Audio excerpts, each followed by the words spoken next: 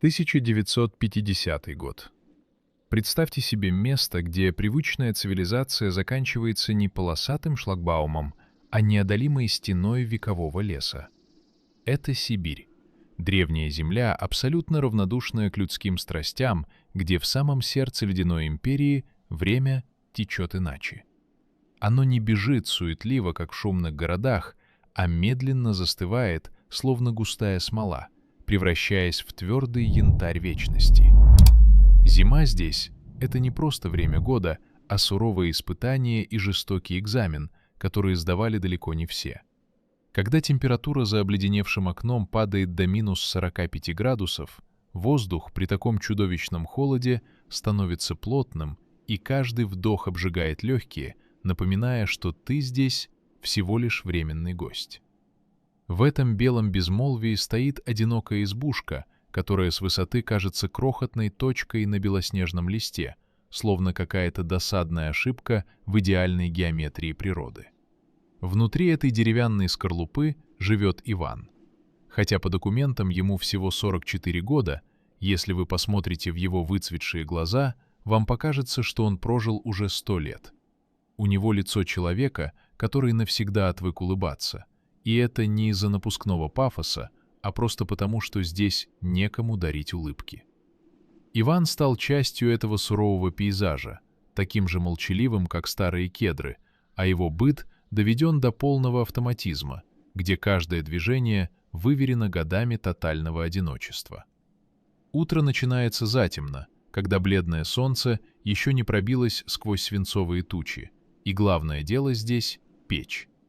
В этих экстремальных условиях печь — это сердце дома и капризное божество, которому нужно приносить жертвы, ведь огонь — единственный живой собеседник Ивана. Дрова должны быть сухими, иначе дом остынет быстрее, чем успеет закипеть вода в черном чайнике. Тяжело встав с жесткой лежанки, Иван надевает потертый тулуп и выходит на улицу, где мороз тут же хватает его за лицо ледяными пальцами.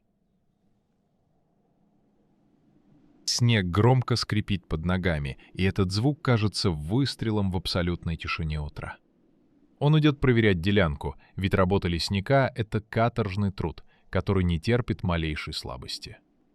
Нужно следить за лесом и считать кубометры древесины, но Ивана мало волнуют громкие лозунги, так как его мир сузился до размеров ежедневного обхода.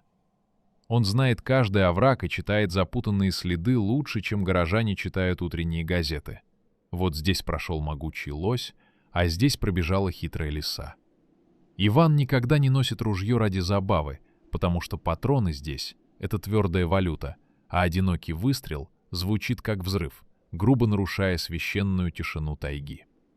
Одиночество для него — это осознанный выбор и надежный щит, ведь в большом мире слишком много лжи, и там можно исчезнуть навсегда. А здесь все честно. Если ты слаб, ты просто замерзнешь. Если ты глуп, тебя заберут волки. И нет никаких двойных смыслов. Иван предпочел быть среди диких зверей, а не среди двуликих людей. Вечера в тесной избушке похожи один на другой, когда тусклый свет лампы выхватывает из темноты грубый стол, а Иван молча чинит сбрую. Звуки его жизни — это лишь треск поленьев, и поскольку он почти разучился говорить вслух, мысли в его голове текут медленно, как подледное течение.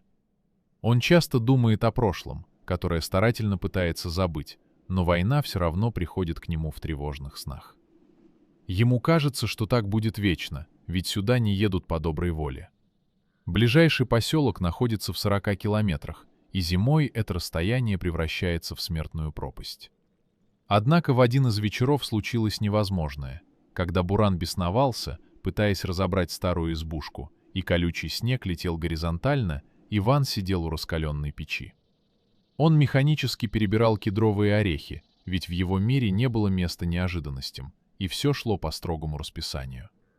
Но вдруг сквозь яростный рев ветра пробился и народный звук, глухой стук, заставивший Ивана замереть с поднятой рукой. В такую погоду даже голодные волки сидят в норах, поэтому Ивану показалось, что это игры разума или сухая ветка ударила по крыше. Он весь превратился в слух, когда тишина внутри дома зазвенела натянутой струной, и тут звук повторился. Это был слабый, скребущий стук, словно кто-то живой царапался в толстую дверь. Это не мог быть зверь, это определенно был человек, и у Ивана внутри все сжалось в ледяной комок. Ночные гости приносят только беду. Это могли быть беглые уголовники или сбившийся с пути военный патруль. Но хуже всего, если там был тот, кому помогать нельзя. Поэтому Иван подошел к двери и снял тяжелый колун.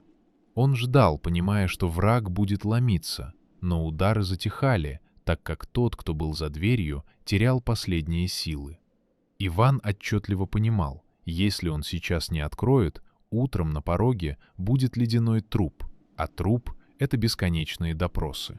Выбора не было, поэтому он откинул кованый крючок и толкнул дверь плечом, получив удар ветра в лицо снежной пылью.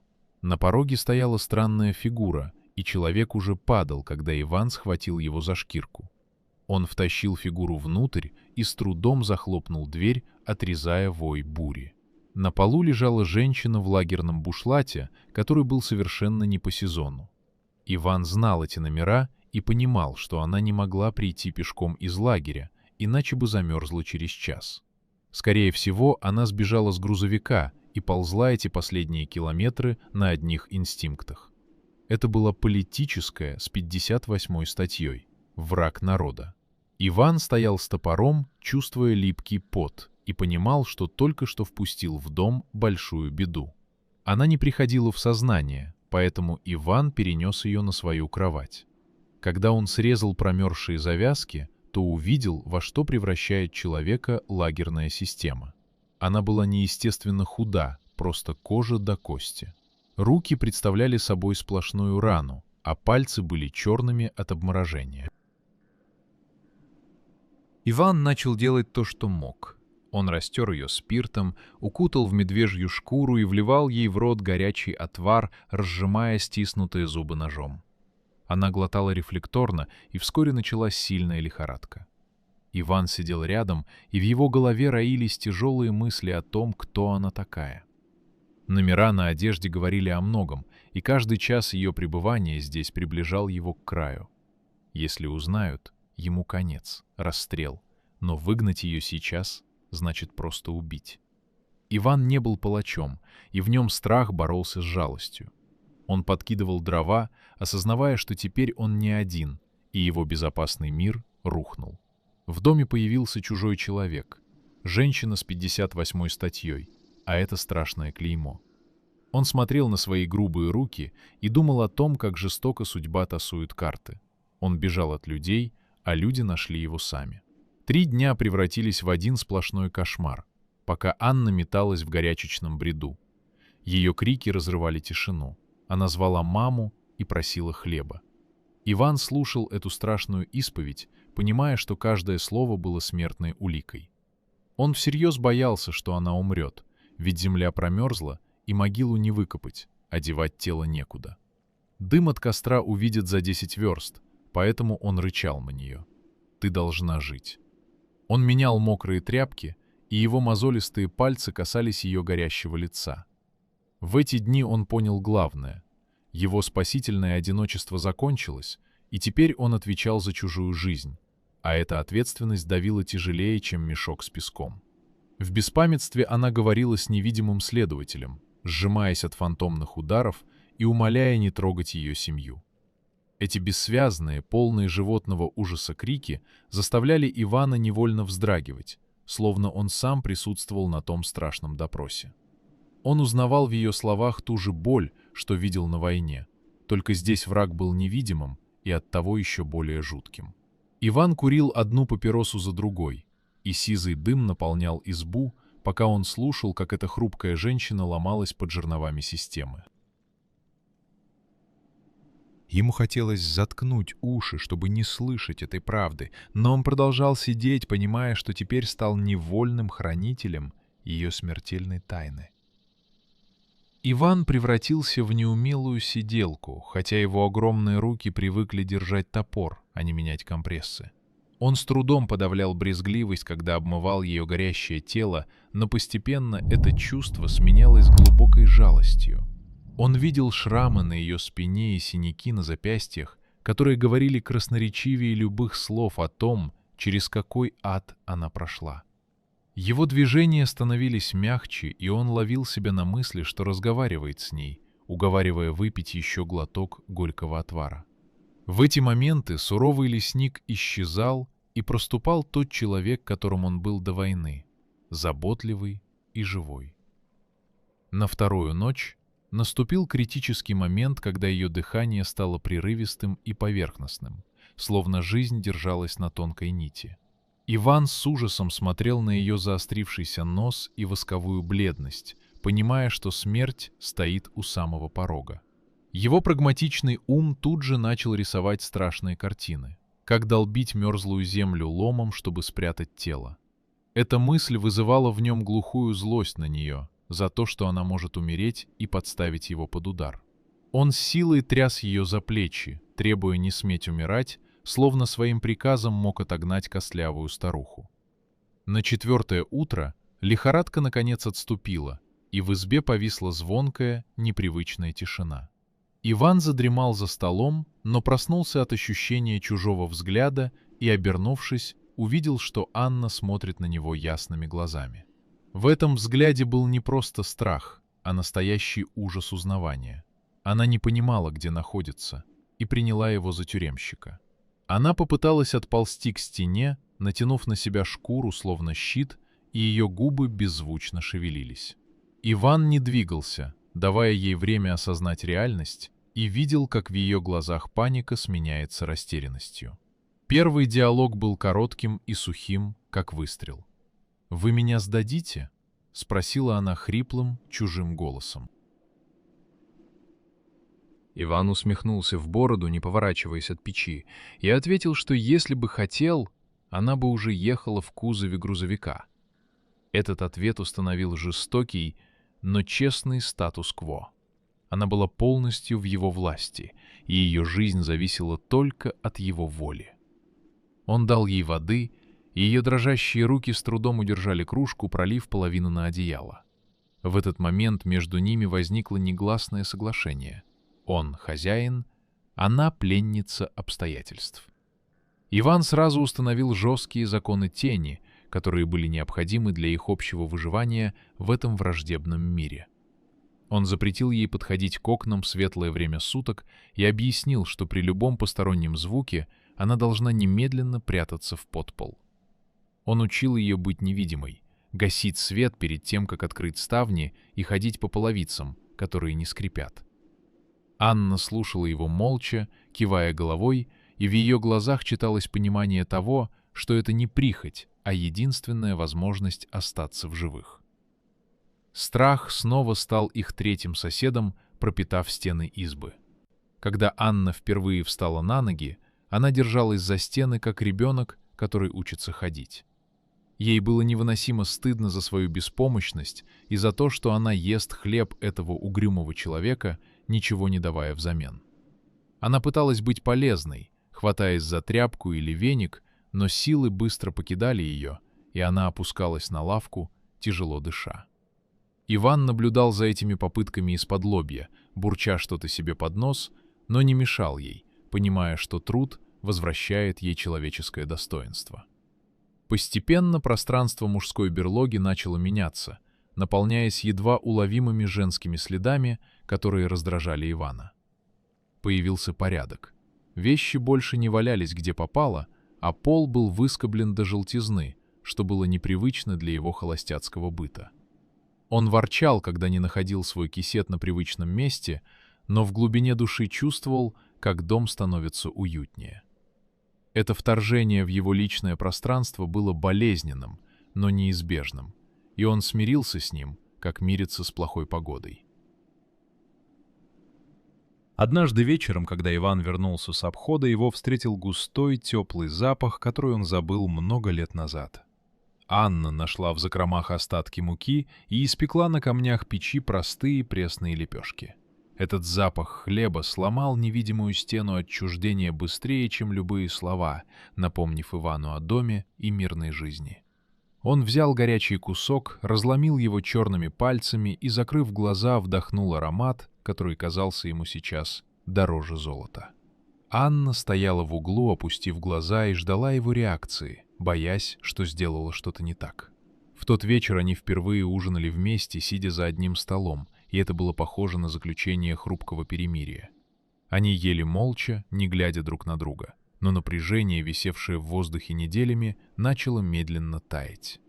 Иван пододвинул ей соль, и этот простой жест стал знаком принятия ее присутствия в его жизни. Страх перед внешним миром никуда не делся, но теперь, в тусклом свете лампы, они были двумя загнанными медведями в одной берлоге, которым предстояло пережить зиму вместе. Однажды вечером, когда за окном выла очередная метель, словесный шлюз, сдерживавший их мысли, наконец открылся. Анна начала рассказывать о своей прошлой жизни в далеком Ленинграде, и ее тихий голос наполнял избу новыми, невиданными образами. Она говорила о дождливых гранитных набережных, о старых библиотеках с запахом пыли и о театрах, где люди плакали над вымыслом, забывая о реальности. Она читала по памяти стихи запрещенных поэтов, и эти странные, ломанные ритмы звучали в таежной глуши, как инопланетная музыка. Иван слушал ее молча, набивая трубку дешевым табаком, и впервые в жизни чувствовал, как его тесный мир раздвигает свои границы. Он никогда не видел этих дворцов и мостов, но благодаря ее голосу он словно бродил по этим улицам, ощущая чужую тоску, как свою собственную. В ответ на эту искренность Иван решился на свою исповедь, которая далась ему тяжелее, чем колка дров на морозе. Он рассказал ей о войне, но не о победных маршах, а о липкой грязи окопов и запахе горелого железа. Он говорил о том дне, когда вернулся в родную деревню 45-го года и нашел вместо дома лишь черную воронку, заполненную мутной водой. Жена и двое сыновей погибли мгновенно, и вместе с ними погибла та часть Ивана, которая умела радоваться солнцу. Он объяснил, почему стал бирюком. В лесу все честно, ведь волк никогда не притворяется другом, чтобы потом ударить в спину. А дерево просто растет к свету, не желая никому зла. Их хрупкое спокойствие было нарушено, когда Иван, обходя дальний кордон, обнаружил на снегу свежие следы узких лыж. Это были не охотничьи лыжи, а городские, и они шли странными зигзагами, словно кто-то внимательно осматривал местность. Паника ледяной иглой кольнула сердце Ивана, и он потратил целый день, распутывая эту лыжню, пока не убедился, что это были просто геологи, срезавшие путь через распадок. Он вернулся домой мокрый от пота и напряжения, и хотя прямая угроза миновала, липкий осадок тревоги остался на дне души. Они оба поняли, насколько тонка та невидимая стена, что отделяет их убежище от большого и опасного мира. Природа, равнодушная к человеческим страхам, взяла свое, и в тайгу, наконец, пришла долгожданная весна. Снег, казавшийся вечным монолитом, начал оседать и темнеть, превращаясь в рыхлую ноздреватую массу. С крыш зазвенела веселая капель, отбивая ритм нового времени, а воздух наполнился пьянящим запахом мокрой коры и прелой хвои. Лес просыпался от зимней спячки, и вместе с ним оттаивали замороженные души наших героев. Иван уходил на работу уже не в глухую тьму, а в серые туманные рассветы, и его шаги по влажной земле звучали мягче, чем скрип валенок по насту. Анна, окончательно окрепшая после болезни, решила превратить их суровое убежище в подобие настоящего дома. Она нашла старые порванные рубахи Ивана и, вооружившись иголкой, сшила из них простые занавески на подслеповатые окна. Этот кусок ткани стал знаменем их маленького бунта против казенной серости и безнадежности. Она принесла из леса корявые ветки багульника и поставила их в банку с водой на стол. И когда через неделю они вспыхнули нежными сиреневыми цветами, Иван замер на пороге. Впервые за много лет он увидел в своем жилище красоту, которая не имела никакой практической пользы, но была жизненно необходима сердцу. Вечера теперь проходили за чтением потрепанного томика Чехова, который Анна чудом отыскала на пыльном чердаке среди старого хлама. Она читала вслух, сидя у теплой печи, а Иван слушал, прикрыв глаза и забыв о недочиненной сбруе. Эти истории о маленьких людях с их смешными и грустными проблемами казались им сейчас важнее всех мировых катаклизмов. Происходило глубокое интеллектуальное сближение двух разных миров. Образованная ленинградка и нелюдимый лесник находили общие смыслы в простых строчках. Иван начинал видеть в ней не просто женщину с тяжелой судьбой, а родственную душу, которая понимает его без лишних слов. Однажды, в узком проходе между столом и печью, их руки случайно соприкоснулись, и этот мимолетный контакт стал подобен удару тока. Они оба замерли, боясь пошевелиться и разрушить эту звенящую тишину, наполненную электричеством. Иван неуклюже, но бережно положил свою тяжелую ладонь на ее худое плечо, и Анна не отстранилась, а лишь прикрыла глаза. В этом простом жесте было больше интимности, чем в любых страстных объятиях, потому что это было признание их общего одиночества и общей потребности в тепле.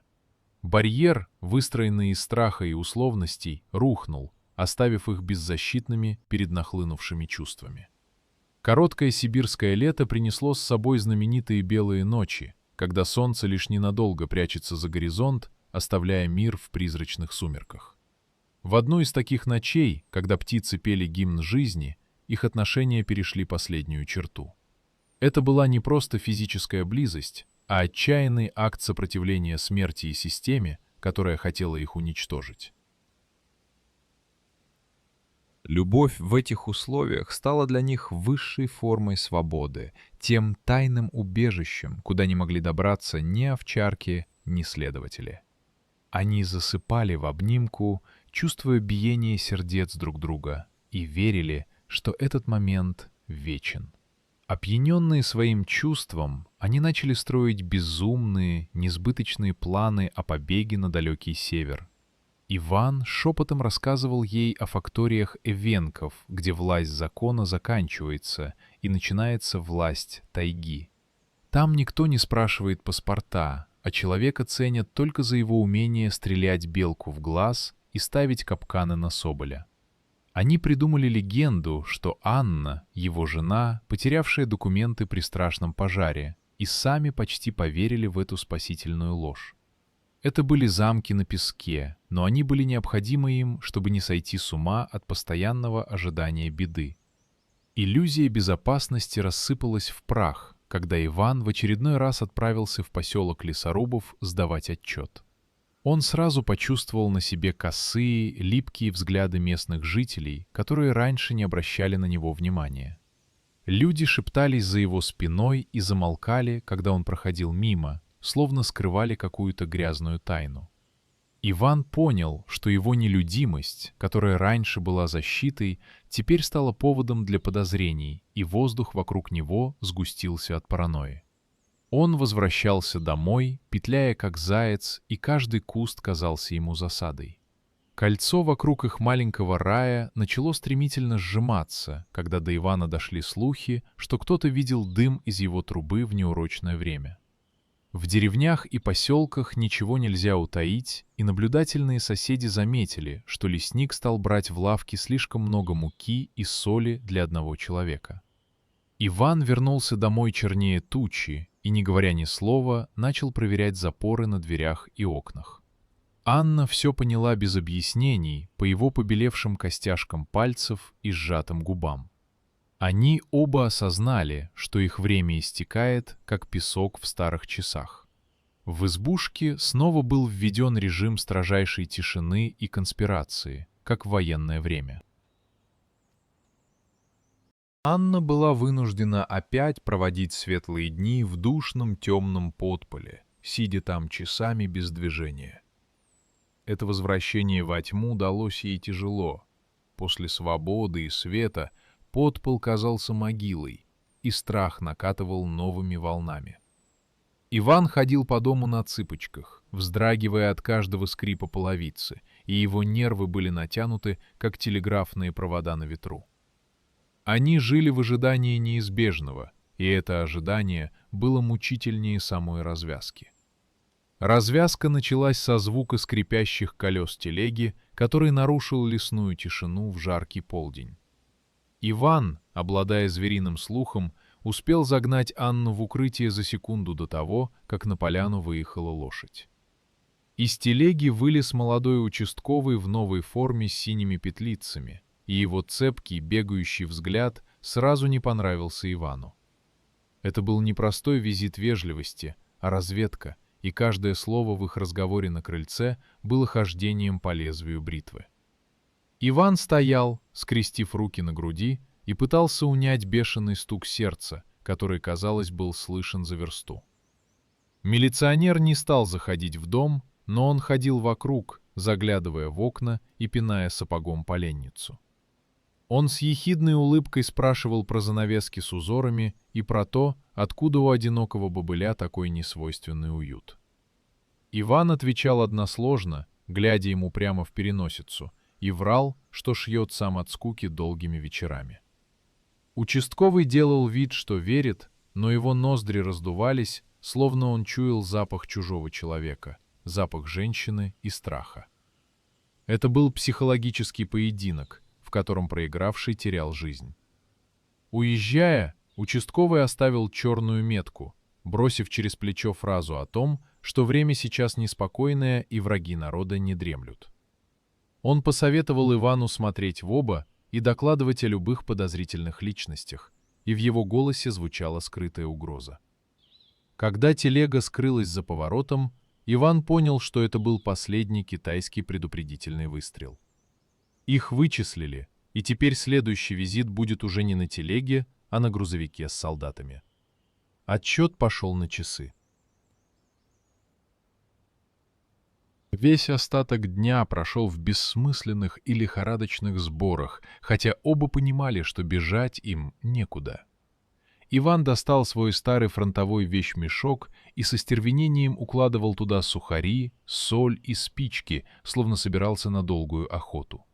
Он знал, что летом через болото не пройти, что там топь и гнус, но ему нужно было занять руки делом, чтобы не сойти с ума. Анна молча штопала ватник, и игла в ее пальцах мелькала, как серебряная молния, зашивая дыры в их судьбе. Они не разговаривали, потому что слова потеряли смысл перед лицом надвигающейся катастрофы. Это была их последняя ночь, и они провели ее без сна, сидя у остывающей печи плечом к плечу. Иван держал ее холодную ладонь в своей огромной горячей руке, пытаясь передать ей остатки своего тепла и силы. Анна тихо благодарила его за все, что он для нее сделал, за эти полгода жизни, которые стоили целой вечности. В ее голосе не было истерики, только светлая печаль и смирение перед судьбой.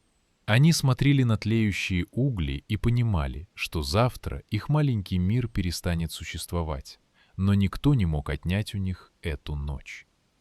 Утро началось не с пения птиц, а с далекого, нарастающего гула тяжелого мотора, который неумолимо приближался к их убежищу. К этому механическому реву примешивался злобный, заливистый лай овчарок, от которого стыла кровь в жилах. Иван побледнел и рывком поднял Анну, подталкивая ее к люку подпола. Она плакала и цеплялась за его рубаху, умоляя позволить ей остаться с ним, но он был неумолим. Он грубо затолкал ее вниз, захлопнул крышку и задвинул ее тяжелым сундуком, пряча свое сокровище в недрах земли. Затем он взял ружье и вышел на крыльцо, чтобы встретить врага лицом к лицу. Двор наполнился людьми в серых шинелях, и воздух задрожал от криков команд и лязга затворов. Офицер МГБ наставил на Ивана пистолет и потребовал выдать беглую, но лесник стоял молча, как скала. Начался обыск, варварский и беспощадный. Солдаты ломали мебель, срывали занавески и вспарывали штыками подушки. Овчарка, хрипя от ярости, взяла след и начала царапать пол возле сундука, выдавая местонахождение Анны. Солдаты сдвинули ящик, распахнули люк, и Анна вышла сама, с достоинством подняв голову. Когда конвоир грубо схватил ее, Иван не выдержал и бросился на него, защищая свою любовь в последний раз. Грянул сухой выстрел. Иван рухнул на пол, как подрубленный дуб, и красное пятно начало быстро расползаться по его рубахе. Анна упала рядом с ним, не обращая внимания на крики солдат, и пыталась зажать рану руками, но жизнь уходила из него толчками. Он посмотрел на нее затухающим взглядом, в котором было только бесконечное сожаление, и прошептал ее имя перед тем, как затихнуть навсегда. Анну, окаменевшую от горя, выволокли из избы и бросили в кузов грузовика. Избушка осталась стоять пустой, с распахнутой настежь дверью, и только ветер гулял по комнатам, шевеля занавески. Шли годы, и природа медленно поглотила этот дом, стерев следы трагедии, но память о ней осталась в шуме старых кедров. Анна Петрова получила 25 лет лагерей и так и не вернулась из ледяного ада Колымы, но их история стала легендой, которую шепотом рассказывали у таежных костров.